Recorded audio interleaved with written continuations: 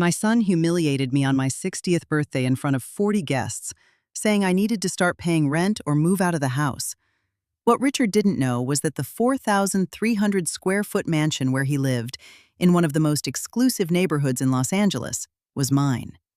His medical clinic, where he saw his private patients, was also mine. The BMW he parked in the garage every night, mine. Everything was mine. But before I continue, check if you are already subscribed to the channel and write in the comments where you are watching this video from. We love knowing how far our stories are reaching. My name is Helen Vance. I am 60 years old, and for 3 decades I built a silent empire while everyone thought I was just the widow living out of pity in the house of her successful doctor's son. This is the story of how my silence almost destroyed my only son, and how the truth saved him. The hall was decorated with gold and silver balloons. White flowers covered every table. The party took place in the mansion's backyard, overlooking the illuminated pool and the perfectly manicured lawn. 40 people, Richard's colleagues, important patients, friends of his wife Peyton, and a few distant relatives chatted excitedly as waiters circled with trays of champagne. I had been in the kitchen since 5 a.m. I personally prepared the appetizers. The lemon tart Richard had loved since he was a kid, the gourmet truffles. My hands, marked by age and hard work, trembled slightly as I arranged the sweets on silver platters. My dress was simple, navy blue, bought at a department store 2 years ago. My gray hair was pulled back into a discreet bun. I walked out of the kitchen carrying a heavy tray of canapés. Nobody looked at me. I was invisible among those elegant people, with their designer clothes and conversations about trips to Europe. Richard stood in the center of the garden, impeccable in his light gray suit, the Rolex gleaming on his wrist. He was talking animatedly with Dr. Sterling, a fellow surgeon. "The clinic is doing incredibly well," Richard said, with that confident smile he inherited from his father. "We just locked in partnerships with 2 new insurance networks. The volume has tripled in the last 6 months." "You picked a great location," Dr. Sterling commented. "Beverly Hills is the best neighborhood for high-end clinics." "Exactly," Richard agreed. "The rent is steep, almost $25,000 a month, but it is worth every penny. The clientele in that area pays without asking questions." Peyton, his wife, joined the conversation. She was wearing a tight red dress that probably cost more than my monthly salary back when I still worked as a nurse. Her perfectly manicured nails gripped a champagne flute.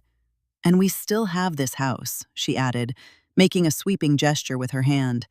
4,300 square feet in Calabasas, the most exclusive gated community around. Not just anyone manages to live here. My cousin Lucy, whom I hadn't seen in years, nodded in admiration. "You guys have built an incredible life, Richard. You must be so proud." "Hard work," he replied, squaring his shoulders. "Medicine is not easy. I spent years studying pulling overnight shifts, but it paid off. Today I can provide a comfortable life for my family." I felt a tightness in my chest, but I kept serving. Nobody asked if I wanted to sit down. Nobody noticed that I hadn't eaten anything yet. I was just the widowed mother who lived there, a sort of unpaid employee who cooked and cleaned. The party rolled on. People ate, drank, laughed. When they brought out the cake, 3 tiers of Belgian chocolate with fondant icing, everyone sang happy birthday. Richard made a toast. "To my mother," he said, raising his glass, 60 years of life, may there be many more." Everyone clapped. I forced a smile and blew out the candles. 60 tiny flames went out, and with them, something inside me started to die out too. Then it happened. We were all sitting at the garden tables when Richard stood up again. He tapped his glass lightly with a spoon, asking for attention. "Since we are all gathered here," he began, in a tone I recognized instantly. It was the exact same tone he used when making major decisions at the clinic. Firm, resolute. "I would like to take this moment to talk about something important." The backyard went dead silent. 40 pairs of eyes turned to him. "My mother has been living with us for 5 years," he continued, looking right at me, "ever since my father passed away. And she has always been welcome. But Peyton and I have been talking, and we think the time has come for all of us to step up and take on our responsibilities as adults." My heart started beating faster. "Mom," he said, flashing a smile that never reached his eyes, "you get a widow's pension. It is not much, but it is something. And if you want to keep living here with us, I think it is only fair that you chip in for the household expenses. After all, the rent for this place isn't cheap." I blinked, confused. Rent? We are talking about $15,000 a month. Peyton chimed in with a condescending smirk. "We are obviously not asking you to cover the whole thing, but $2,000 or $3,000 would be a fair contribution. Considering you have your own room, you use the water, the electricity, the internet. It is the bare minimum of responsibility expected from any adult." Richard finished the thought. "If the pension isn't enough, maybe you could look for something more suited to your financial reality." The silence that followed was deafening. I looked around the table. My cousin Lucy looked away. Dr. Sterling coughed, visibly uncomfortable, and focused on his plate. A few guests nodded slightly as if agreeing with the logic he just laid out. Nobody defended me. Nobody said, "How can you speak to your mother like that on her birthday?" Nobody asked, "Are you really charging rent to the woman who raised you?" I felt 30 years of sacrifices evaporating into the hot air of that summer night. 30 years of working double shifts at the hospital. 30 years of saving every single dime so Richard could go to the best medical school. 30 years of keeping quiet about everything I had built in the shadows. Slowly, I placed my napkin on the table. I stood up, feeling my knees pop. "Thank you all for coming," I said, my voice surprisingly steady. "This will probably be the last party I ever throw in this house." Richard furrowed his brow. "Mom, there is no need to be dramatic. We are just having an adult conversation about you." "You are right, Richard." I cut him off, staring directly into his eyes. "It is time we act like responsible adults and face the truth." I turned around and walked toward my bedroom. Behind me, I could hear awkward murmurs, the scraping of chairs, someone trying to steer the conversation back to normal. I closed the bedroom door. The click of the lock echoed like the end of an entire chapter of my life. I sat on the edge of the bed and looked around the cramped room that had been my sanctuary for the last 5 years. A twin bed, an old wardrobe, 2 framed photographs on the nightstand. In the first photo, Frank, my late husband, and I were standing in front of a small commercial building in Echo Park. I was 32 in that picture. I wore a simple floral dress, my hair down. Frank was holding the keys to the building, our very first real estate investment. Behind us, 3 stories of freshly painted red brick, our first dream coming true. The second photo was of Richard at 10 years old, wearing a toy doctor's coat I had sewed for him. Even back then, he claimed he was going to be a doctor when he grew up. How did I end up here? How did I go from a young nurse with a dream to a widow treated like a burden by her own son? Let me tell you the truth that nobody at that party knew. Frank and I met in 1985 at Cedars-Sinai. I was 21, fresh out of nursing school. He was an X-ray tech, 24 years old, with the most careful hands I had ever seen when handling expensive equipment. We got married 6 months later in a simple ceremony at a local church. Our honeymoon was a weekend getaway in Lake Arrowhead. When Richard was born in 1987, we were living in a 2-bedroom apartment in a public housing complex in East LA. Frank worked 12 hours a day at the hospital. I worked the graveyard shifts, taking care of patients in the ICU, while Richard slept at my mother's house. Every single dollar we earned went into a metal lockbox hidden under our bed. No luxuries, no vacations, just work, saving, and a dream. It took us 8 years to scrape together enough cash to buy our first property, 8 years of counting pennies, 8 years of turning down invitations to barbecues because we preferred to save, 8 years wearing thrift store clothes and eating the bare minimum. In 1995, we finally bought our first commercial space, a 400-square-foot office in Echo Park for $35,000. We renovated it ourselves. Frank wired the electricity, I painted the walls. Richard, at 8 years old, handed us the tools. We rented that office out to a dentist for $800 a month. That money went straight into another metal box, and then into another property and another. Frank had a gift. He could look at an abandoned building and visualize exactly how to flip it into something profitable. I had a different gift. I could negotiate a lease agreement like nobody's business, always playing the long game. By 2003, we had 7 properties in our portfolio. Our lawyer suggested setting up a company to manage everything legally. Frank thought about the swallows he always saw on the power lines in our old neighborhood. Vance Properties, he said, using our last name. Small, but relentless. Together, we survived the 2008 economic crash. While everyone else was panic selling their real estate, we were strategically buying office spaces, downtown apartments in the South Bay, warehouses in the industrial district. By 2010, Vance Properties had 28 assets in its portfolio. Our net worth was roughly $4 million. And then, on a rainy Thursday in March 2015, Frank grabbed his chest while reviewing contracts in our tiny back office. Helen was the last thing he said before collapsing. The doctor told me it was a massive heart attack. He didn't suffer, they said, as if that could somehow comfort me. I opened the drawer of my nightstand and pulled out a manila folder. Inside were documents that no one in that house knew existed. Articles of organization for Vance Properties, LLC. Ownership, Helen Vance, 90%. CEO, Mark Sullivan. Lease agreement, Calabasas Mansion, 1247 Acacia Drive. Landlord Vance Properties, LLC.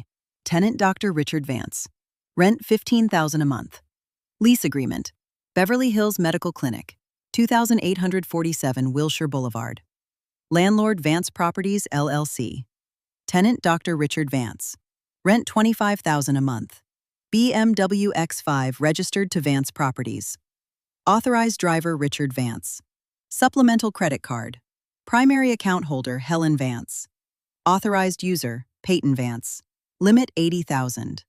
I thumbed through the pages slowly. Every single document was a reminder of what I had built and what I had allowed my son to believe was his own.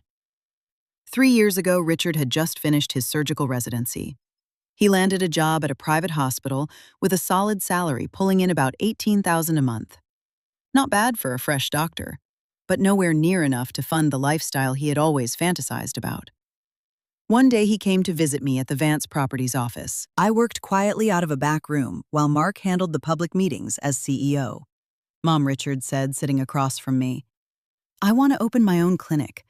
I found a killer commercial spot in Beverly Hills, but the rent is $25,000 a month. It is steep, but it is the kind of zip code that attracts patients with real purchasing power. I looked at him. He had inherited Frank's eyes, that sheer determination, but also a certain boyish naivety about what things actually cost. I pulled up the Vance Properties database on my computer. We have an empty commercial space on Wilshire, I told him. 1,600 square feet remodeled a year ago. Market value $25,000 a month. Richard's eyes went wide. Mom, that is way over my startup budget. I will lease it to you for $12,500, I said. It is a discount for healthcare professionals, company policy. His face lit up. But don't you need this for yourself? I lied. The truth was, it was one of our most profitable units. Besides, it is good to support young professionals. He signed the lease the following week. The paperwork read, Tenant Dr. Richard Vance, Landlord Vance, Properties LLC. He never once asked who was pulling the strings behind Vance Properties. 2 months later, Peyton walked into his life. An interior designer with ruthless ambition and expensive taste in luxury brands. When they got married, I gave her a gift, a supplemental credit card tied to my primary account. Just for emergencies, I told her, in case you ever need something important. Something important morphed into 15,000 handbags, 3,000 shoes, dinners at Michelin-starred restaurants. I got the statements every month and paid them in total silence. $8,000 here, $12,000 there, $20,000 on a trip to Paris. I never uttered a word. And when Richard decided he needed a bigger house, I offered up the Calabasas mansion. Market rent is $30,000 a month, I said, but I can cut you a special deal. $15,000 is half the price. It is still expensive, Mom, he hesitated. It is an investment in your professional image, I argued. Successful doctors live in places like this. Your patients will trust you more. He agreed. And once again, he signed a contract without ever asking who the real owner was. When Frank died, he left everything to me in his will. The 28 properties, the bank accounts, the investment portfolios, it was all in my name, with Mark Sullivan acting as the operational CEO. I could have told Richard the truth right then and there. I could have said, Son, you will never have to worry about money again. We are rich. But I didn't tell him, because I wanted him to be strong on his own 2 feet. I wanted him to feel capable, independent, fulfilled. I figured if I handed him everything on a silver platter, he would never build character. I was wrong. Silent love that sets no boundaries isn't love. It is complicity with selfishness. I grabbed my phone. It was 11:15 p.m. on the night of my birthday. Outside, the party was still raging. I could hear laughter, music, the clinking of glasses. I dialed a number I kept on speed dial. Mark, it is Helen. Helen, happy birthday. His voice sounded concerned. Is everything all right? Mark Sullivan had been Frank's right-hand man, and after his death, he became my confidant, and the only person who knew the full truth about my role at Vance Properties. I need you to pull every single document related to Richard, I said, staring at the photos on the wall. The clinic lease, the house lease, the vehicle authorization, the credit card statements, all of it. There was dead silence on the other end of the line. Are you sure, Helen? He asked carefully. Absolutely, I replied. It is time my son learns the true definition of independence. I pulled a suitcase out of the closet. Dust kicked up when I opened it. I started folding my clothes. I didn't have much. 4 blouses, 3 pairs of pants, 2 coats, my underwear, those comfortable nursing shoes I still wore. Everything fit perfectly into one bag. I stopped in front of the wardrobe mirror. A 60-year-old woman stared back at me. Gray hair wrinkles around the eyes, hands weathered by decades of brutal work. She had spent 30 years building something monumental, and for the last 5, she had let her son trample all over that legacy while she quietly served appetizers. Why did I do it? Because I wanted him to be happy. Because I wanted him to feel accomplished. Because I thought if I gave him everything, he would naturally be grateful. But untaught gratitude is non-existent gratitude. I zipped the suitcase, grabbed my purse, tossed in my wallet, my phone, and the keys to my real apartment, the one Richard had never seen. The place where I actually lived when I needed to work without interruptions. I opened the bedroom door. The bass of the music thumped from the yard. They had picked the party right back up. They probably figured I was in my room crying that tomorrow I would come out begging for forgiveness for ruining the mood. I dragged my suitcase down the hall. The little wheels squeaked against the hardwood floor, slicing through the music like a knife. The chatter died. 40 heads swiveled my way. Peyton was the first to speak, wearing that patronizing smirk. Helen, do not be dramatic. Nobody is kicking you out. We are just having an adult conversation about responsibilities. You are right, Peyton, I said calmly. It is time we all act like responsible adults. Richard stood up from the table, his cheeks slightly flushed from the wine. Mom, where are you going? I didn't want you to leave tonight. He trailed off. I just wanted you to understand. I understood perfectly. I cut him off, standing firm in the doorway. I understood that you believe this house is yours, that the car is yours, that everything you have is the result of your own sweat, and it is. Peyton stood up. Richard works his ass off. He wakes up early, sees patients until late. Nobody handed him anything on a silver platter. I looked dead into her eyes. There was so much I could have said. I could have pulled out the property deeds and slapped them right in her face right then and there. But I didn't. Because the best lessons do not come from words. They come from consequences. You are right, I said. Nobody gives anything away for free. Good night, everyone. I opened the front door of the mansion. Richard took a step toward me. Mom, at least tell me where you are going. Let me call you an Uber. No need, I replied. I already have a ride. But shoot me a text when you get there, just so I know you are safe. I looked into his eyes. My boy, the child I held in my arms, the young man I watched graduate medical school, the man who had just chosen his own ego over love. I will reach out when I feel it is necessary, I said quietly. Good night, Richard. I pulled the door shut behind me. The crisp night air hit my face. The sky was clear and full of stars. The gated community was dead quiet, bathed in the soft glow of the streetlights. I dragged my suitcase down to the gate. I didn't look back. I didn't shed a tear. I just breathed. For the first time in 5 years, I took a breath without the weight of a lie crushing my chest. A black Toyota Corolla was idling just outside the gates. It wasn't a cab, it was a Vance Properties fleet car, driven by Joe, one of my most trusted employees. "Good evening, Mrs. Vance," he said, loading my bag into the trunk. "To the apartment." "Yes, Joe, going home."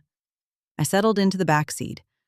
Los Angeles stretched out beyond the window, high-rises, avenues still buzzing with traffic, even at that hour. My city, the city I conquered, brick by brick, contract by contract. And somewhere along the way, I became a ghost in my own story. The car cruised down the 405. Joe kept the radio low, playing something soft. I closed my eyes. 20 minutes later, we pulled up to an unassuming residential building in West Hollywood. 12 stories, 24-hour doorman. Nothing flashy, nothing loud. I rode the elevator up to the 8th floor and unlocked the door with my key. The place smelled like a well-kept secret. It was my real home. The place I retreated to when I needed to think, to grind without distractions, or just to be Helen Vance, the businesswoman, instead of the charity case mother. 1,100 square feet, 2 bedrooms, a massive living room with a bookshelf packed with volumes on management and investing, a heavy desk where I spent hours tearing through contracts. I dropped my bag by the door and sank into the couch. The silence was absolute. No music, no fake laughter, no sun telling me to pay up or pack out. Just me and the moves I had to make by sunrise. I checked my phone. 5 missed calls from Richard, 3 texts. "Mom, please tell me you are okay. I didn't want you to storm out like that. It was just a conversation. At least text me back so I know where you are." I didn't reply. Instead, I opened my laptop and logged into the Vance Properties mainframe. I clicked on the folder labeled Assets Linked to Richard Vance. The roster populated. Lease agreement, Beverly Hills Clinic. Expiration 30 days post-notice. Lease agreement, Calabasas Mansion. Expiration 30 days post-notice. BMW X5. Temporary authorization, revocable at any time. Supplemental credit card, limit $80,000. Tied to primary account. 3 clicks. That was all it took to turn my son's life upside down. Was I being cruel? Vindictive? No. I was being a mother who finally figured out that the greatest act of love isn't giving them everything. It is teaching them what everything costs. I shut the laptop. Tomorrow, I would sit down with Mark. Tomorrow, the reckoning would begin. I slept better that night than I had in 5 solid years. The next morning, December 27th, I walked into the Vance Properties headquarters at 8:30 a.m. The building sat on Century City, tucked discreetly between 2 corporate bank towers. The receptionist, a young girl named Chloe, nearly spilled her coffee when she saw me. "Mrs. Vance, we weren't expecting you today." "Good morning, Chloe. Is Mark in?" "Yes, he got in early. He is in his office." I walked down the hall. The walls were lined with framed photos of our flagship properties. In one of them, taken 10 years ago, at the ribbon cutting of a commercial plaza in the South Bay, Frank was wearing a hard hat, grinning at the lens. Standing right next to him, slightly out of focus, was me. Nobody knew who that woman was. To the outside world, I was just another staffer. I knocked on Mark's door. "Come in," he called out. Mark Sullivan was 48, silver-haired, and always dressed to kill. He stood up the second he saw me. "Helen, please, have a seat." I didn't sit right away. I walked over to the glass. You could see the whole boulevard from up there. The morning rush, people sprinting for their coffee, the city breathing. "Did you pull the files?" I asked. Mark slid a manila envelope across his desk. "Everything is right here, but before we pull the trigger, I have to ask, are you absolutely sure?" I turned to face him. Frank and I built this empire in total silence. We never wanted to be that flashy, obnoxious rich family. But somewhere down the line, my silence stopped being humility and metastasized into a lie. A lie that gave my son the green light to talk to me like I was a parasite. "I know," he said softly. "I never agreed with keeping him in the dark, but I respected your call. It was my mistake," I admitted. "And it is my responsibility to fix it." I finally sat down. Mark pushed the folder closer to me. I opened it. The first document was the clinic's lease, signed 3 years ago, auto-renewed annually. Clause 8.2. The landlord may terminate the agreement with a 30-day notice via written correspondence. The second file was the mansion's lease, same exact clause. The third was the vehicle authorization, short and sweet. Vance Properties LLC grants temporary use of the BMW X5 to Dr. Richard Vance for professional representation purposes. This authorization may be revoked at any time. The fourth stack was the credit card statements from the last 6 months. My hands actually shook looking at the math. Nobu, $2,400. Louis Vuitton Rodeo Drive, $18,000. First-class tickets to Paris, $32,000. Jewelry, Tiffany & Co., $15,000. Spa Day Peyton, $4,500. The itemized list bled across several pages.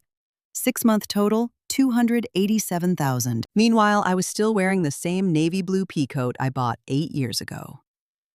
Did you call Beatrice in too? I asked, referring to our corporate attorney. She is waiting in the boardroom. Beatrice Carter, a 52-year-old shark with a reputation for being ruthless but fair, had been handling our legal affairs since Frank passed. When I walked into the room, she already had her laptop booted up and several legal codes flagged with neon post-its. "Helen," she said, shaking my hand. Mark filled me in. "I am so sorry about what went down." "I do not need condolences," I said, taking a seat. "I need legal execution." Beatrice nodded, clearly vibing with my lack of sentimentality. "Let's get to it. We are looking at 3 assets currently utilized by your son: the clinic, the residence, and the vehicle. Let's break down the mechanics for each." She pulled up a slide on her screen and swiveled it toward me. "The Beverly Hills Clinic. The lease expires 30 days post-notice," she explained. "Legally, you are fully within your rights to deny renewal. We just serve him formal papers. If he refuses to vacate, we initiate eviction protocols. But honestly, Helen, I highly doubt it will come to that." "Why?" "Because when he gets hit with a notice from a faceless corporate entity instead of his mother, reality is going to bite a lot harder." "What if he tries to dig up who the owner is?" Beatrice offered a thin smile. "Vance Properties is a limited liability company. The managing partners are heavily shielded. He would have to file formal discovery requests through the state registry, which takes weeks. By the time he figures it out, the 30-day clock will have already run out." "The Calabasas Mansion. Exact same playbook," she continued. "Formal notice, 30 days to clear out. The BMW. That one is a layup. It is company property. He is operating on a temporary allowance. We revoke it immediately and demand the keys back." "How does that play out?" "We overnight a formal demand for surrender within 48 hours. If he plays games, we dispatch a repo guy with a tow truck and the spares." "Do it," I said, not blinking. "The supplemental credit card. That is the path of least resistance," Beatrice said. "It is tethered to your personal account. You cut the cord over the phone. Instant blackout." I stared at the 3 printed documents lying on the mahogany table. My son was going to catch 3 bullets to the chest in a matter of days. He was going to lose the practice, the estate, and his unlimited pipeline to my cash. "Isn't this a bit nuclear?" Mark asked quietly. "Should we stagger it? Kill the card first, then?" "No," I cut him off. "Staggering it is torture. It would be like chopping off a finger a day instead of just ripping the Band-Aid off. He needs to feel the full blast of the shockwave to comprehend the scale of his arrogance." Beatrice looked at me with something bordering on awe. "You are a hell of a lot tougher than I thought." "I am not tough," I replied. "I am a mother who walked around blind for 5 years and finally decided to open her eyes." We spent the next 3 hours drafting the artillery. Letter 1. Notice of non-renewal for the clinic. Dear Dr. Richard Vance, Vance Properties LLC, operating as the legal landlord of the commercial real estate located at 2847 Wilshire Boulevard, hereby issues formal notice that the current lease agreement will not be renewed upon the expiration of its current term. You are granted 30 days to vacate the premises, returning the property in its original condition.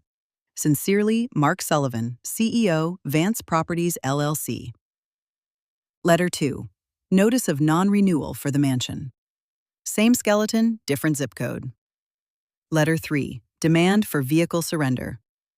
Dear Dr. Richard Vance, The purpose of this correspondence is to notify you that your temporary authorization to operate the BMW X5 has been officially revoked. We require the immediate return of the asset within 48 hours. Failure to comply will result in asset recovery via legal enforcement. Credit card termination. Beatrice dialed the bank and put it on speaker. Chase Sapphire Reserve VIP desk. This is Monica. How can I help you? Good morning, Beatrice said. I am calling as an authorized representative for Mrs. Helen Vance, primary account ending in 2847. We need to access a supplemental card. Absolutely. Name on the secondary card. Peyton Vance. One moment. Pause. Yes, I see it here. Do you want this scheduled or nuked immediately? Beatrice looked at me. I nodded. Immediate. Perfect. The card will be hard declined across all terminals within 2 hours. Anything else? Yes, I added, leaning toward the mic. I want a fully itemized ledger of the last 12 months, emailed to me, please. Of course, Mrs. Vance.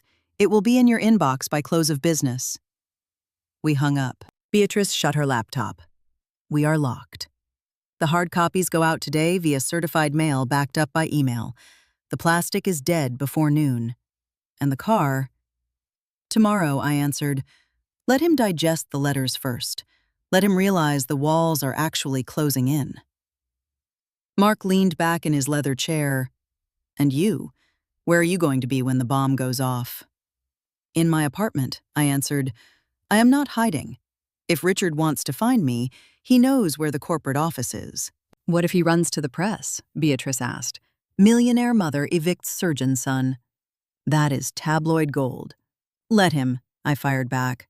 I have the receipts from the last 30 years, proving exactly whose blood built this wealth. And I have the bank statements from the last 6 months, proving how he and his wife treated my life's work like a personal ATM. I stood up. My knees popped again. 60 years old. Sometimes I felt every single one of those years in my bones. Thank you, I said to both of them. Helen Mark said, standing up. Frank would be damn proud of you. He always said real love draws a hard line. I wish I had listened to him a hell of a lot sooner, I whispered. I walked out of the building at 11:30. The California sun was beating down on the boulevard.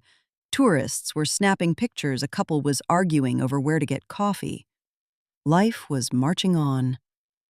I stopped in front of the Louis Vuitton window display. Sitting right there on the centerpiece mannequin was a bag I recognized from the ledgers.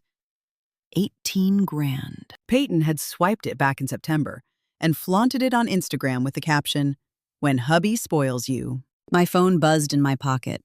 A text from Richard. Mom morning. Where are you? I drove by your old apartment in Glendale, but the super said you never actually lived there. Can you call me? I am worried. I shoved the phone back into my pocket without typing a word. I walked a few blocks to a gritty little diner, the kind with zero social media presence, just decent drip coffee and honest toast. I ordered a black coffee and a slice of sourdough, total $4.50. Peyton probably dropped that much on a single acrylic nail. My phone rang. It was Mark.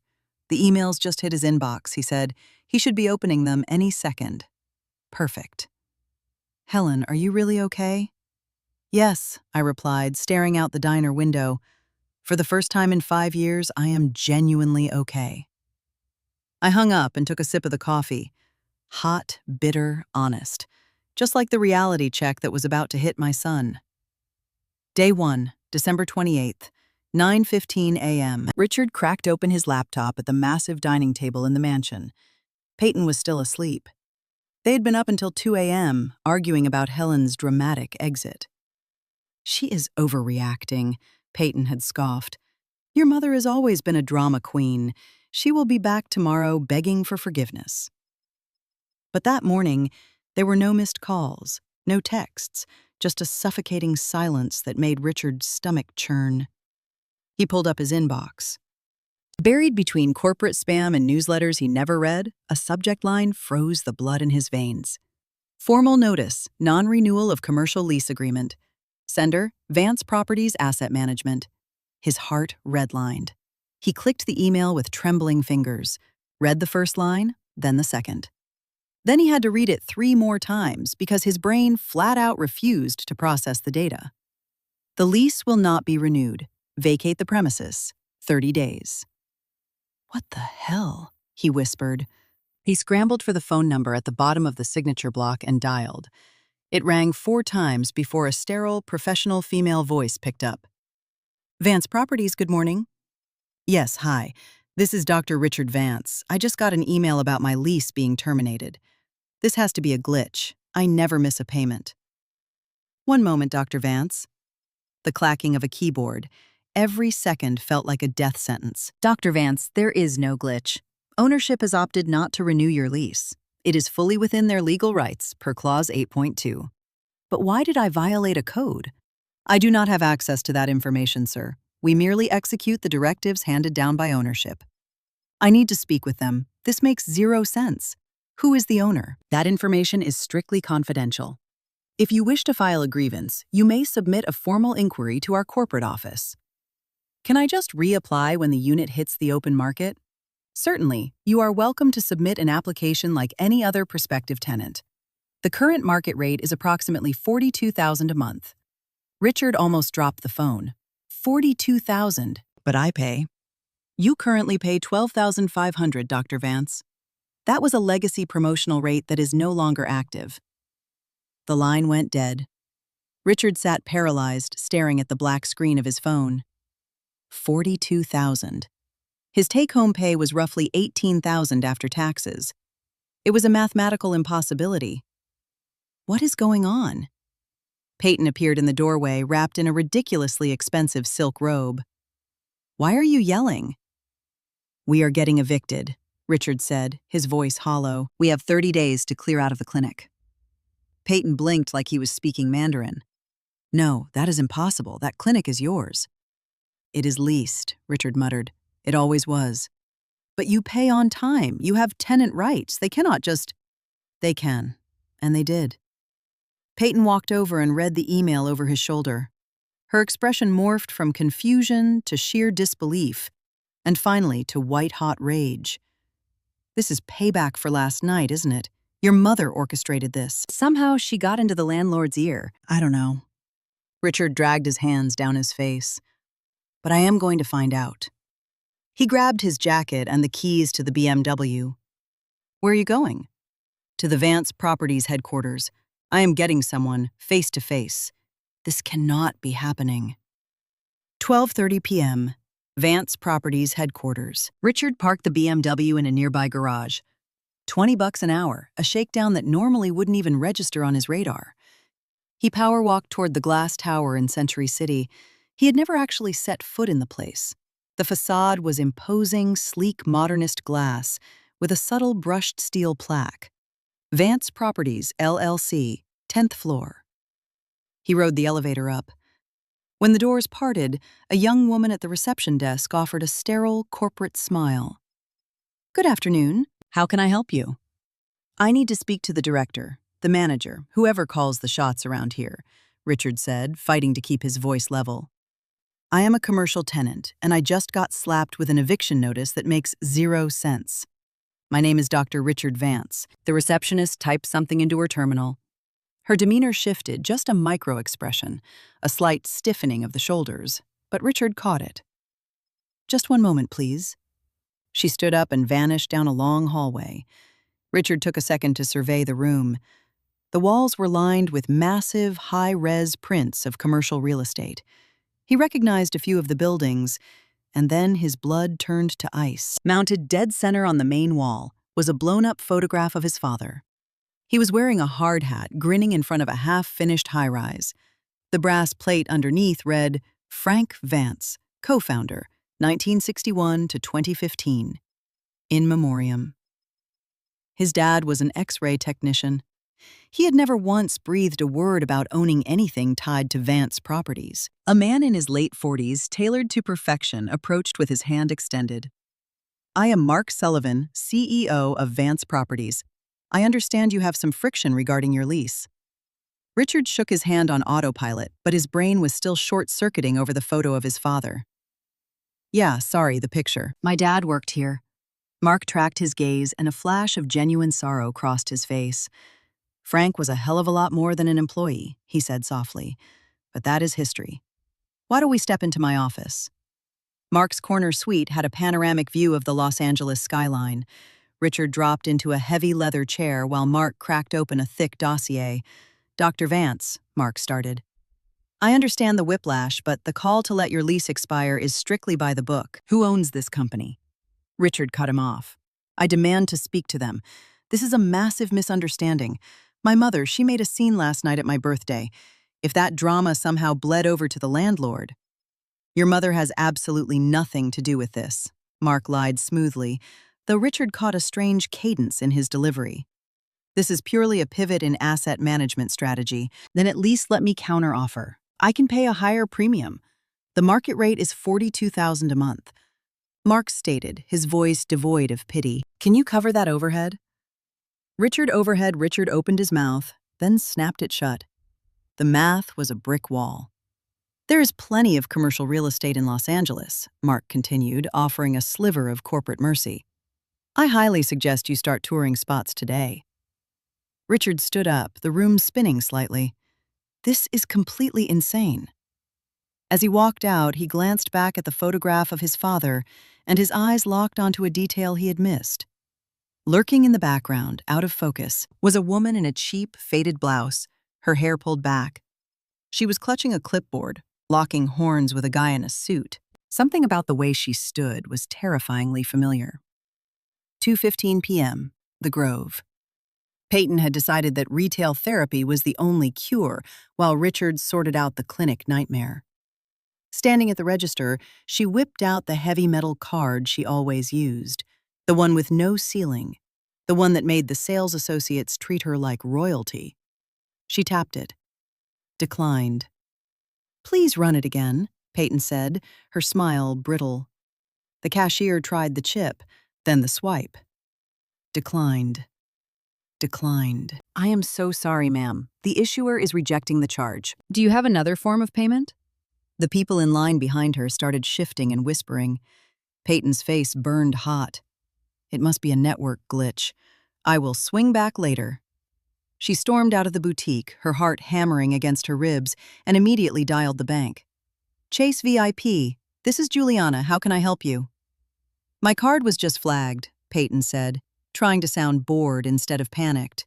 I need to know what the holdup is, ending in 891. One moment. Pause. I see here that this is a supplemental line. The primary account holder is Helen Vance. Peyton felt like someone had just dumped a bucket of ice water over her head. My mother-in-law. Yes, ma'am. And the card was permanently deactivated yesterday by the primary holder? Canceled. That is correct. Access was revoked at 11:47 p.m. last night. Peyton hung up without another word. Her hands were shaking. Not from humiliation, from pure, unadulterated fury. She called Richard. What he answered, sounding like he had just been run over by a truck. Your psychotic mother canceled my credit card. What card? The one I use, the one I have always had. Peyton, that card is not yours. It is a secondary line on my mom's account. You told me it was ours. You told me it was a perk from the clinic's revenue. I thought it was. Richard yelled, his voice cracked. No, either I lied to myself or I was just too damn stupid to see the reality. Peyton, listen to me. Breathe. We can fix this. I have my own credit card. Your card has a 5,000 limit, she spat. Do you have any idea what my monthly burn rate is? Maybe that is the actual problem, Richard muttered. What did you just say? Nothing.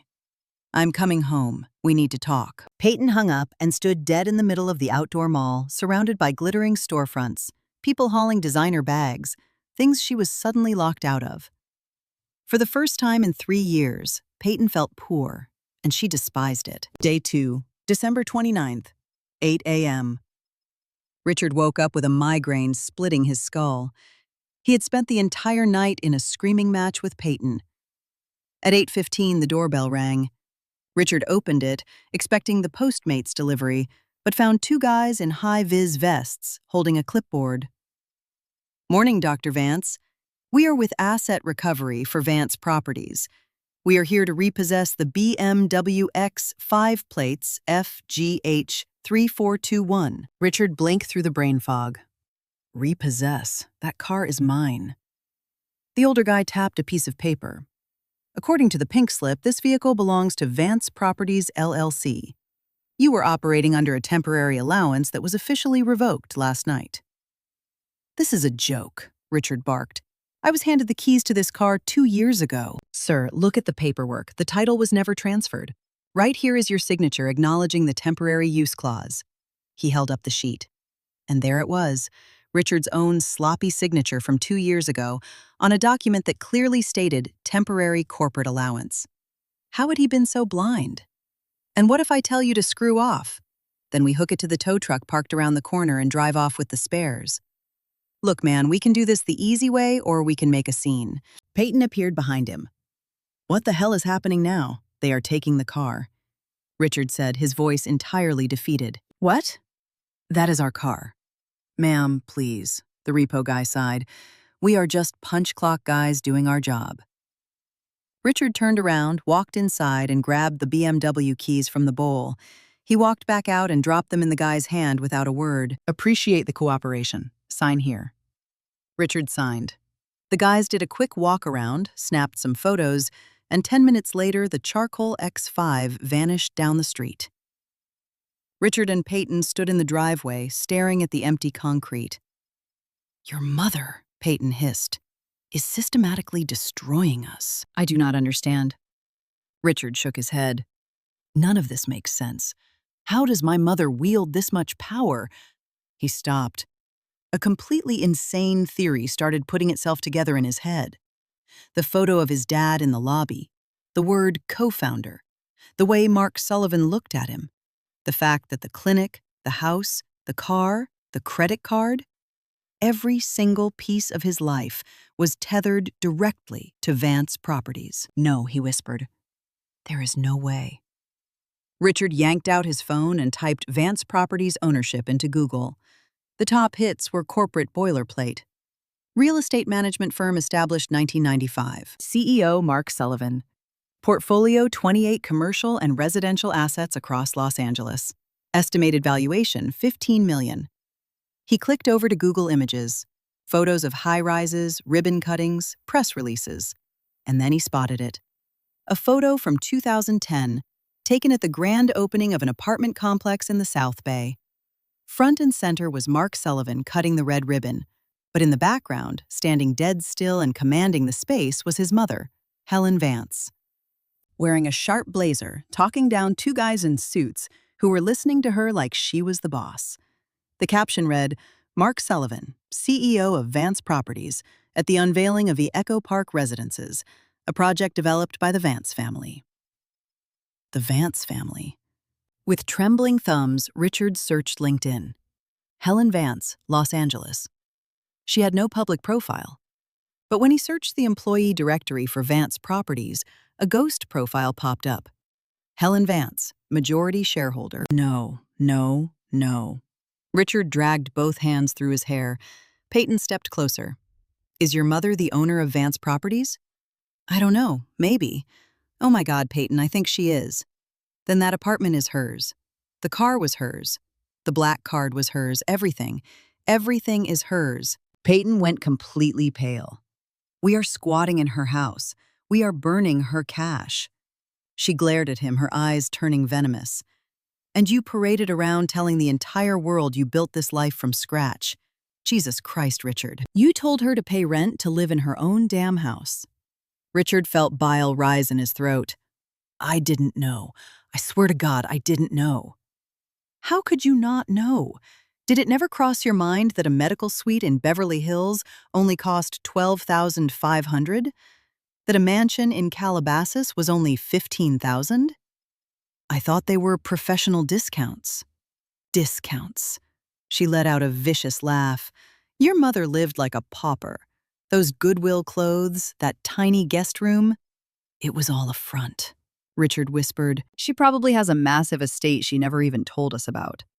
He turned and grabbed his spare keys. Where are you going? To find someone who will actually tell me the truth. Cedars-Sinai Medical Center. His grandmother, Mary, was in room 512, rehabbing from hip surgery. Richard hadn't visited her in 2 weeks. When he walked in, she was awake, reading a paperback. A shadow of disappointment flickered across her face when she saw him. "Richard, what a surprise." He walked over and kissed her cheek. "How are you feeling?" "Better." A heavy, suffocating silence filled the room. Mary looked at him over her reading glasses. "You didn't come here just to check my vitals, did you, Richard?" Slumped into the visitor's chair. "I need you to tell me the truth about my mother." "What truth?" "The money, the real estate, all of it." Mary slowly closed her book. "So you finally figured it out," she sighed, a sigh that carried decades of history. "I knew, kid. I was there from day one. I watched your mother and father bleed for every single penny they saved. I watched them close on that first dumpy building. I watched them stack up that empire, brick by agonizing brick. Why didn't they ever tell me? Because your mother wanted you to have a spine. She didn't want you growing up as some spoiled trust fund kid, walking around like the world owed you a favor." "But they lied to me." "They didn't lie," Mary corrected him sharply. "They simply omitted the scale of their success. There is a massive difference." "They let me believe I was the one keeping the roof over our heads," Richard said, his voice cracking. "That I was taking care of her. And didn't that stroke your ego?" Mary fired back quietly. The hotshot doctor taking pity on his poor, widowed mother. Richard stared at the linoleum floor. "Your mother," Mary continued, "could have been living in a penthouse. She could have retired a decade ago. But she chose to live quietly. She chose to clock in every single day. She chose to give you a head start without turning you into a parasite. How did that work out, Richard? How much did you blow last month on steakhouses, clothes, and vacations?" He didn't answer. "Your wife posted 52 photos last month, flashing a lifestyle fit for royalty. Handbags that cost more than a nurse makes in a month. Meanwhile, your mother has been wearing the exact same winter coat for 8 years. I didn't ask for any of this." "You didn't ask, but you damn sure took it," Mary replied. "And you didn't just take it, you paraded it. You told the whole world you built it from the dirt up." Richard closed his eyes, drowning in shame. And on her birthday, Mary added her voice, thick with heartbreak. "In front of 40 people, you looked your mother dead in the eye and told her to pay rent or get out." Tears spilled over Richard's eyelids. "I didn't know," he choked out. "Does that make it any better?" Mary asked, reaching out to grip his hand. "Your mother tried to teach you through silence, but you learned the exact wrong lesson. You mistook her humility for weakness." "What do I do now?" Mary squeezed his fingers. "You learn the lesson she was trying to teach you from the jump. The actual cost of things. The blood required to build something real. The difference between being handed a privilege and actually earning it. How do I even start? From zero, kid, just like your parents did. No corporate safety net, no VIP connections, just you and your own 2 hands. It is the only way you will ever be able to look her in the eye again." Richard sat there for a long time holding his grandmother's hand, crying for the illusion he had lost, and for the reality he was only just beginning to understand. 2 weeks later, January. Richard stood on the sidewalk in front of a brutalist apartment block in Reseda, peeling paint, no doorman, rusted mailboxes. "This is Unit 47, the broker said. 600 square feet, 1-bedroom galley kitchen, 4th floor walk-up." "How much?" Richard asked. $1,800 a month, plus a $150 HOA fee. Peyton, standing with her arms crossed tight against her chest, let out a venomous laugh. "This is a joke. It is a shoebox." "It is what I can afford," Richard said, not looking at her.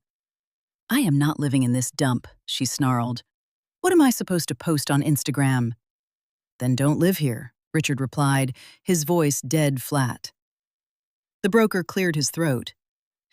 "Do you want to see the inside?" "Yes," Richard said at the exact same time Peyton snapped, "No." Richard looked at her for the first time that afternoon. "Peyton, I have to make a call. I have to hand over the keys to the Calabasas house on the 31st. I can write the check for this place. It is ugly, it is cramped, but it is exactly what my actual salary covers." "This does not work for me," Peyton said, her jaw set. "This is not what I signed up for when I married you." "What exactly did you sign up for?" "A lifetime luxury lease I signed up for. A life," she shot back. "A life that you promised me. The hotshot Beverly Hills doctor, the gorgeous estate, the vacations. That life was a hallucination," Richard said, feeling something permanently fracture inside his chest. "It was a lie my mother bankrolled while I was stupid enough to believe my own hype." Peyton pulled down her sunglasses, staring at him with absolute zero in her eyes. "Then figure out a way to get it back. Go crawl to your mother, beg for forgiveness, do whatever it takes." "But do not ask me to live like trash." Richard shook his head. "My mom isn't taking my calls. She blocked my texts. I don't even know where she actually lives." "Then go beg at her office."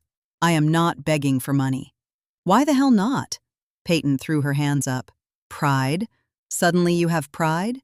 You didn't have any pride when you were swiping her plastic for 2,000 dinners." The absolute truth of those words hit him like a physical blow. Richard took a deep breath. "I am signing the lease for this apartment. You can walk up those stairs with me, or you can walk away. Your call." He turned to the broker. "Let's go up." Peyton stayed planted on the concrete. She didn't follow. When Richard finally hit the fourth-floor landing, lungs burning, legs on fire, it clicked. It wasn't the mansion, but for the first time in his life, it was going to be completely his. The apartment was as bleak as advertised. Water stains on the drywall, appliances from the Clinton administration, a bathroom wrapped in hideous orange tile from the 80s. But it was his. Or it would be, as soon as the ink dried. Richard moved in on January 30th with 2 duffel bags and a sense of shame that sat on his chest like an anvil. Peyton had bailed 3 days earlier, flying back to her parents' place in Connecticut. She left a post-it on the kitchen counter. "Call me when you are the man I married." Richard honestly didn't know if he had ever been that man. He spent the first night sitting on the bare floor, zero furniture, staring up at the popcorn ceiling. He ran the math on his phone. Net income, $18,000. Rent for the new clinic space, a massive downgrade in a strip mall, miles away, $8,000. Apartment rent, $1,950. Groceries, $800. Subway pass, $100. Total burn, $10,850. Remaining cash, $7,150. In his past life, Peyton would blow that on a Tuesday afternoon. On February 15th, Richard started hustling for moonlighting gigs. His downgraded private practice was keeping the lights on, but it wasn't pulling him out of the psychological crater he was in. One night, while eating instant ramen on the floor, his dining table was backordered for a week, he got a text from an unknown number. "Hey, Dr. Vance. I am Dr. Paul Miller. I run an underfunded clinic out in Boyle Heights serving the uninsured. I saw your resume floating around. Any interest in talking? We only pay $80 a consult, but the impact is real." Richard typed his reply instantly. Yes. On the 20th, he met with Dr. Miller. The clinic was a gritty, bare-bones operation in Boyle Heights. Cinderblock walls painted white, 5 mismatched plastic chairs in the waiting room. But the place radiated dignity. Dr. Miller was in his mid-50s, graying at the temples, radiating the exhausted energy of a guy who bleeds for his calling. "Your old man," he said, pointing to a framed Polaroid on the wall. "Frank. He was a patient here for years. One of the most stand-up guys I ever met." Richard stared. There was his dad, looking 20 years younger, flashing a grin. "I had no idea." Years before he got Vance Properties off the ground, Dr. Miller said, looking dead at him. "Your dad used to come down here every month for his routine blood work, never missed an appointment, always paid in cash, and always threw an extra $100 in the donation jar." Richard felt a knot form in his throat. "I have a vision," Dr. Miller continued. "Zero-cost medical care for the undocumented and the broke. Shoestring budget. The check is garbage, but the sleep is fantastic." "When do I clock in?" Dr. Miller smiled. "Monday, day 45, March." Richard's alarm went off at 6 a.m. He rode the Red Line down to Boyle Heights, grinded at the community clinic until 1 p.m., then took the bus to his own stripped-down private practice until 7 p.m. He dragged himself up those 4 flights of stairs every night, utterly destroyed. He learned how to cook rice, beans, and eggs. One Saturday, his neighbor, an older woman named Mrs. Higgins, knocked on his door. "Excuse me, Doc. Do you happen to have any sugar?" Richard handed her a half-empty bag. She peeked into his barren living room. "Just moved in, huh? Where is the wife?" "I don't have a wife. I'm going through a transition." Mrs. Higgins nodded slowly. "Life has a funny way of putting us exactly where we need to be. If you want, come over for dinner tomorrow. I am making baked ziti." Richard went. The ziti tasted exactly like his mother's recipe. For the first time since December, he felt something that vaguely resembled a home. Day 60, April. Peyton's lawyers served him with divorce papers. Richard signed the dotted line without hesitating. A dark, quiet part of him felt pure relief. She deserved a guy who could actually finance the illusion she wanted to live in. Day 90, May. The workflow at the Boyle Heights Clinic was a mess. Richard drafted a triage protocol that slashed wait times by 40%. Dr. Miller was blown away. Have you ever thought about pitching this framework to public health VC firms? I do not have the Rolodex for that. I do, Dr. Miller said. Let me make some calls. That night, sitting in his cramped apartment, which now featured a wobbly desk, a mattress on the floor, and 3 thrifted chairs, Richard thought about his mother. Over the last 4 months, he had called her 53 times, left dozens of voicemails. Total radio silence. He typed out one last text. "Mom, I am not asking for a pass. I am not asking for anything. I just want you to know that I finally get it. I am learning, slowly. I love you, Richard." Send. He didn't expect a read receipt. But 10 minutes later, his phone buzzed. A text from a number he recognized as Mark Sullivan's. "Your mother received the message. She is doing well, and she is proud that you found honest work. Keep your head down. When the time is right, she will find you." Richard read the text 5 times. She is proud. For the first time in half a year, he smiled. Day 120, July, 6 months later. The dead heat of a Los Angeles summer, it turned Richard's top-floor apartment into a blast furnace. No AC, just a rattling box fan Mrs. Higgins had handed down to him. But there was something strangely liberating about the sweat, about the brutal discomfort. It reminded him he was alive. Richard was up at 5:30 a.m. Spread across his wobbly desk, buried under medical journals, was the blueprint that had kept him running on fumes for weeks. A pitch that could change the board. Scalable healthcare access. 5 pop-up community clinics planted deep in the forgotten grids of Los Angeles. 0 cost or sliding scale treatment. Total seed capital required $2 million. Targeted specifically at families completely iced out of the insurance racket. It wasn't just medicine, it was a crusade. His phone rang. Dr. Miller. "Richard, morning. Are you sitting down?" "Yeah, why?" "Because I just locked in a pitch meeting for you. There is a private equity syndicate quietly hunting for high-impact social ventures. They want you in the boardroom on August 15th. Richard's pulse spiked. "Who are they?" "I can't say much. They operate strictly under the radar, but they throw around heavy capital. If you nail the deck, this goes live." When he hung up, Richard looked at himself in the cracked bathroom mirror. 6 months had remodeled his face. He was leaner, dark circles under his eyes, calluses on his hands. But his eyes held something entirely new. Purpose. August 1st. The grind. Richard spent 2 straight weeks bulletproofing the slide deck. He ran the clinics during the day, burned the midnight oil at the apartment. Mrs. Higgins kept him alive with black coffee and banana bread. "Do you remember me mentioning a woman I used to see on the Red Line years ago?" she asked one night. Always carrying a heavy briefcase. She had the exact same look in her eyes that you have right now. Pure grit mixed with the fear of God. Richard looked up from his screen. What did she look like? Older. Sharp. Wore cheap clothes, but commanded the space. Mrs. Higgins smiled. "I saw her corner 3 guys in tailored suits once, tearing them apart over a contract. She had the exact same jawline as you."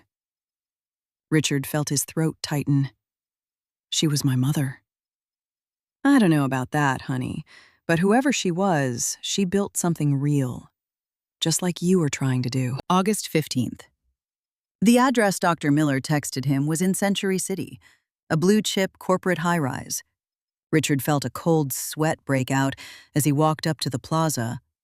It was the Vance Properties building. He dialed Dr. Miller. "Paul, there has to be a typo in the address." "No typo," Miller said softly. "Trust the process. Walk through the doors." Richard froze on the pavement. The same glass tower he had stormed into 6 months ago, arrogant and utterly clueless. Now he was walking back in carrying a beat-up leather folio, wearing a 200 thrifted suit, holding 60 pages of sheer ambition. The receptionist recognized him instantly. "Dr. Vance, they are waiting for you in the executive boardroom, 10th floor." "Who exactly is waiting for me?" She offered a genuine smile. "Go up and find out." The elevator dinged on 10, a long corridor lined with frosted glass, the Los Angeles skyline burning in the morning sun. At the very end of the hall, heavy oak double doors. The brass plate read, "Board of Directors." Richard knocked once, pushed the handle, and stopped dead in his tracks. Sitting at the head of the massive mahogany table, wearing a charcoal blazer, her gray hair pulled back, hands folded perfectly in front of her, was his mother, Helen Vance. To her right sat Mark Sullivan. To her left, Beatrice the Shark. Flanking them were 3 executives with open dossiers. "Hello, Richard," she said. Her tone was absolute ice, corporate, untouchable. "Please take a seat." Richard couldn't unglue his boots from the carpet. "Mom, I am CEO Vance in this room," she fired back without missing a beat. "And you are Dr. Richard Vance, here to pitch a scalable community health initiative, correct?" "That is correct." "Then sit down and plug in. You have exactly 60 minutes. Richard walked to the front of the room, his knees threatening to buckle. He hooked up his beat-up laptop, the one with the spiderweb crack across the screen. While the deck booted up, he looked at his mother. She was staring at him with a dead, neutral, analytical gaze, sizing him up like a complete stranger. And in a way, he was. The arrogant kid she had nuked from orbit 6 months ago was dead and buried. "Good morning," he started, his voice barely filling the room. "I am Dr. Richard Vance. I specialize in urban community health. Today I am pitching a framework that will fundamentally alter the survival rate for thousands of uninsured families across Los Angeles." His first slide was a raw photograph of a tent city under a freeway overpass. Ugly, forgotten.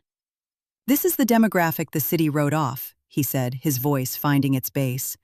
"But I look at this and I see potential. I see public health. I see human dignity." For 50 straight minutes, he dismantled every counter-argument. He walked them through the supply chain, the overhead, the liability. When he clicked to the final slide, the room went dead silent. Mark was the first to draw blood. "The margins are razor thin. How do you guarantee we don't bleed out on operational costs? Because I have been physically running the floor at a zero-budget clinic for the last half year," Richard fired back without blinking. "I know the wholesale reps. I know the baseline costs. I know exactly where the leaks are." Beatrice leaned in.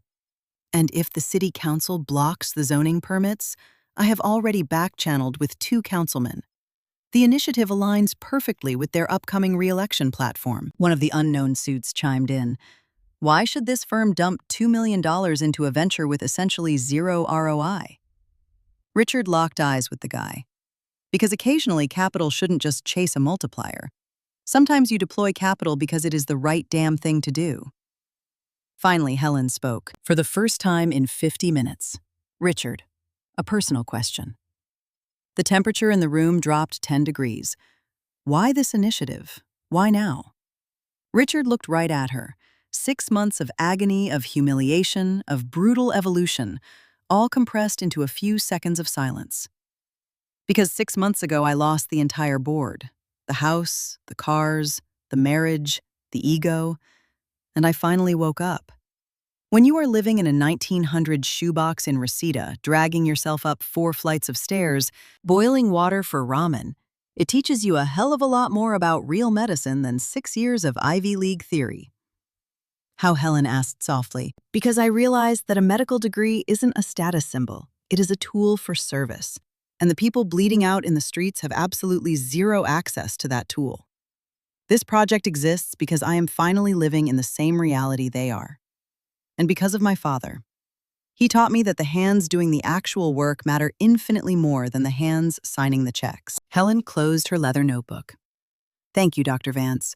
The board will reach a consensus within 48 hours. That will be all. Richard packed his cracked laptop, shoved his papers into the thrifted folio, and walked toward the exit. With his hand on the brass handle, he stopped and looked back over his shoulder. CEO Vance? Yes. Regardless of how the vote goes, thank you for every single lesson. Especially the ones that broke my jaw. He walked out without waiting for a reaction. When the heavy doors clicked shut, Helen sat entirely motionless. We are greenlighting the project, she finally said. $2 million, fully funded. Under what parameters? Mark asked, tapping his pen. Richard runs Point as executive director. He reports to the board monthly. He gets operational autonomy, but we hold the leash. She paused, looking down at the table. And if he hits his metrics in year 1, we draft him an offer for a permanent seat at Vance Properties. Not as my kid, but as a man who proved he can bleed for the work. 2 days later, August 17th, 11 p.m., Richard was asleep on his mattress when his phone violently vibrated against the floorboards. Unknown caller, Dr. Vance. This is Cedars-Sinai ER. Your mother, Helen Vance, was just admitted. Suspected mild myocardial infarction. She is stable, but she is demanding to see you. The world stopped spinning. I am on my way. The hospital, midnight. Richard bolted through the sliding doors, drenched in sweat. Mark was pacing the ICU hallway looking 10 years older. What the hell happened? Stress. Burnout. Your mother has been pulling 14-hour shifts for 30 years. Ever since Christmas. Richard finished the sentence, ever since I threw her out into the street. She didn't throw you out, Mark said, grabbing his shoulder. She cut your parachute. But that doesn't mean pulling the cord didn't tear her apart. Can I go in? You can, but Richard, she is running on fumes. Keep it brief. Richard pushed the heavy door open. The room was dark, illuminated only by the glow of the telemetry monitors. Lying in the hospital bed, hooked up to an IV, was his mother. For the absolute first time in his life, Helen Vance looked like what she actually was. A 60-year-old woman who had been carrying the weight of the world for way too long. Mom, he whispered. She opened her eyes. A weak, exhausted smile touched her lips. Hey, kid. Richard grabbed her hand. It was freezing. What did you do to yourself? Why do you push it this far? Because I needed to know. She breathed out, her voice raspy. I needed to know that if I handed you the keys to the kingdom, you wouldn't crash the car again. She squeezed his fingers weakly. Your pitch. Frank would have been crying in the back row. A tear finally broke loose and rolled down Richard's cheek. I am so sorry for every arrogant word, for every second I took you for granted. Helen reached up and touched his face.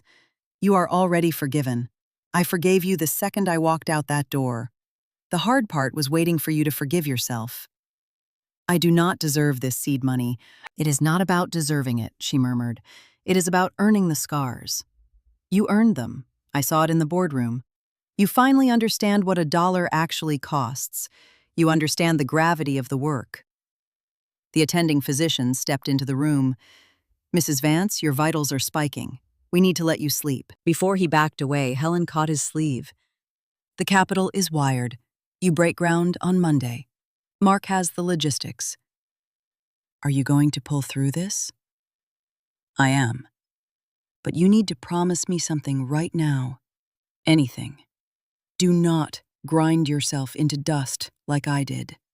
Do not try to carry the whole damn building on your back. Delegate. And Richard, actually live your life. Do not just build a resume. Build a life. A life that actually means something. when the monitors go flat. I promise, Mom. She smiled, her eyes drifting shut. Good, because I didn't orchestrate this entire nightmare just so you could repeat my mistakes. I burned it down so you could build something bulletproof. 6 months later, February. A dirt lot in Boyle Heights had been completely resurrected. Where there used to be shattered glass and chain link, there were now 5 modular community clinics. Clean lines, white paint, the hum of an actual future being bolted together. Richard was on site by 7:00 a.m. Every morning wearing a hard hat, boots, and clutching a roll of blueprints. His squad, 3 hungry med school grads, 2 veteran nurses, 1 ruthless ops manager. At the ribbon cutting, Richard took the giant scissors and snipped the red tape. The glass doors slid open. The first wave of families flooded the lobby. An 8-year-old girl named Lily walked right up to him. "Are you the doctor who built this?" "I am. I want to be a doctor when I grow up, so I can fix people just like you do."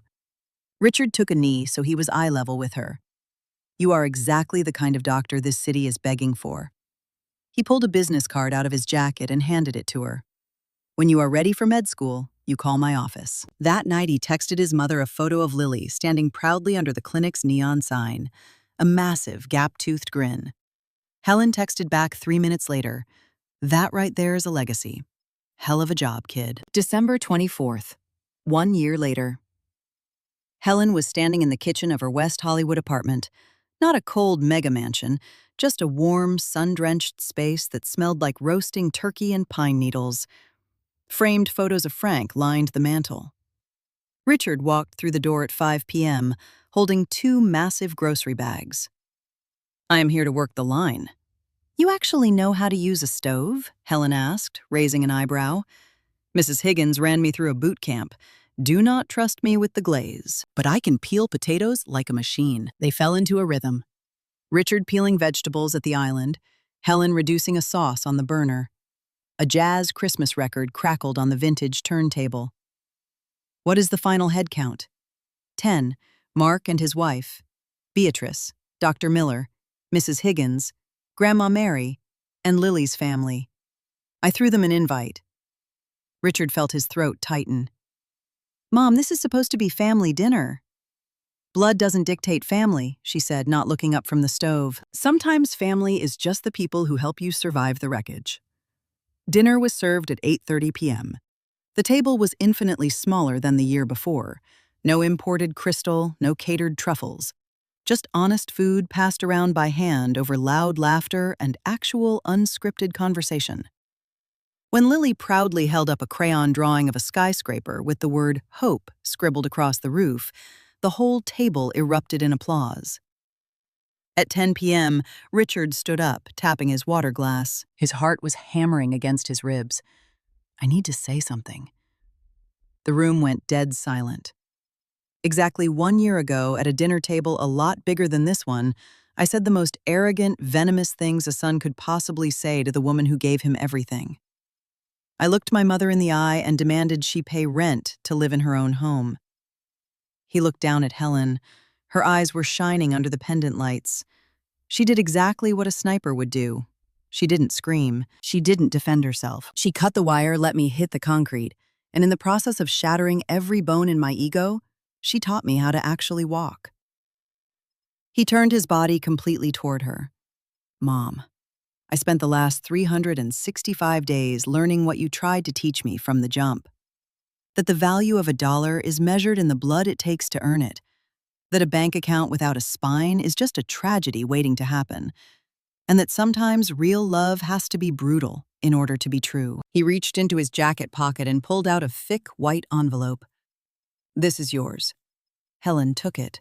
She slid her thumb under the seal. Inside was a cashier's check for $350,000. "That is every single cent I burned on your black card over the last 3 years," Richard explained, his voice thick.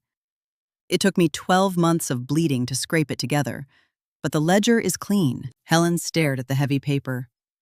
Then, without breaking eye contact, she ripped the check straight down the middle. "I do not want your cash," she said, her voice trembling but fierce. "I wanted your character." And that, my son, you cannot put a price tag on. She stood up and threw her arms around his neck. It was the first real, desperate embrace they had shared in years, an embrace that finally cauterized the wound. The table erupted. Grandma Mary was openly sobbing into a napkin. Mrs. Higgins yelled out a raspy, "Hell yeah." Lily tugged on her mother's sleeve and whispered, "When I grow up, I'm going to be just like Dr. Richard." Helen pulled back and smiled through the tears. "Then make sure you don't just study his textbooks. Study his heart." Sometime after midnight, when the last guest had cleared out, Richard helped his mother wipe down the kitchen. They stood side by side at the sink, the silence between them finally feeling like peace. "The Phase 2 rollout for the clinics hits in March," Richard said, drying a plate. "We are operating at max capacity across all 5 grids." "I know. Mark sends me the weekly telemetry. After we stabilize, Dr. Miller wants to offer me equity in the nonprofit arm, but I am weighing my options." Helen turned off the faucet and leaned against the marble counter, studying him. "What do you actually want, Richard? Not what sounds good in a pitch, not what the board wants. What does your gut tell you?" Richard looked out the window at the city lights. "I want to stay in the trenches. I want to build these community outposts until there isn't a single dead zone left in this city." But he hesitated. "I want to be in the same orbit as you. I blew so many years not even knowing who the hell you were." Helen smiled, a slow, dangerous corporate smile. "Then I am putting an offer on the table. Vance Properties is spinning off a philanthropic wing. We need an executive director, someone who understands the clinical reality on the ground, but who also has the killer instinct to navigate the zoning boards. Are you interested? Are you offering me a job?" "I am offering you a war," she countered. "Salaried at market rate, 0 nepotism perks, but with the absolute operational freedom to rewrite the survival code for thousands of people." Richard locked eyes with the woman who had built an empire in the shadows. "I am in, but I have a rider for the contract. Name it, we get dinner. Just the 2 of us, once a week. Phones off, no cap rates, no zoning laws. Just a mother and a son making up for a hell of a lot of lost time." Helen wiped her hands on a towel and extended her right hand. "Deal." They shook on it, then they both started laughing, the tension finally breaking, and he pulled her in for one last hug. Now, if this story hit you right in the chest, hit that subscribe button and let me know in the comments which part left your jaw on the floor. Oh, and do not forget to become a member to unlock exclusive videos I don't post anywhere else. I will see you in the next one. Yeah.